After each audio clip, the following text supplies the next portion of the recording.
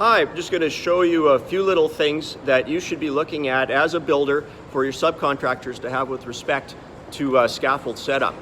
Behind me I've got one layer of 5x5. If I'm going up higher so 2 layers of 5x5, now I'm well past 10 feet because I've added wheels. So now I'm into fall protection work here for sure. Just demonstrating here, I've got a guardrail kit, so that's what it's supposed to look like. That's the finished product.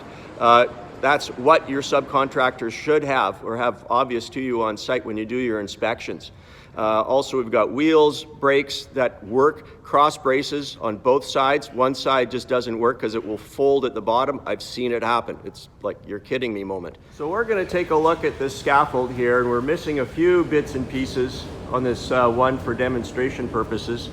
So here, when they say missing scaffold pins in the safety inspection, that's what's going on. Okay, there's nothing holding this together. So if we walk to the other end here, boom, this one's held in place with the little dimple dealies here. Okay, so that's going to stay put.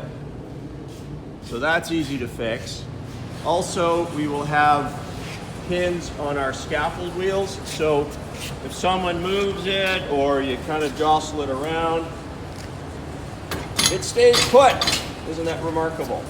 And these aren't expensive things. I mean, these pins are like under $1 each, so you shouldn't have to burn the bank to get these things happening. And now we're up on top of our scaffold here. Obviously not up in the air too high because of, well, I only have so much room above me with this garage. But here we've got installed guardrails. So again, I got top, mid rail. Looking down, I've got pins on my guardrail posts. Yep. I'm decked 1, 2, 3 across, so the whole frame is filled. So there's really no great opportunity for a worker to fly off of this thing. Where you could improve upon this one is when there are people working underneath you. The regs also speak to when there is danger of materials or things rolling off of your deck, then you can add toe boards all along the base here. And that can be a 1x6 up on edge, wired on. That usually suffices as well. If I need to work at the wall, then these things can come off. So obviously if my wall is here, I can pop this one off the mid rail and get to work on it that way, as long as the decks are close to the wall. Because then, my wall is part of my fall protection. But once I move it away, then I'm back with guardrails. To look at when, especially if you're working in nice muddy garages or your subcontractors are there, make sure you've got some 2x10s that are of decent length, like at least probably 6-footer, 7-footer long, so they can use these as mud sills. Now what I've just done here is I've dropped some screw jacks on top, and this would be what you as the builder would want to see your sub-trades doing in the garage.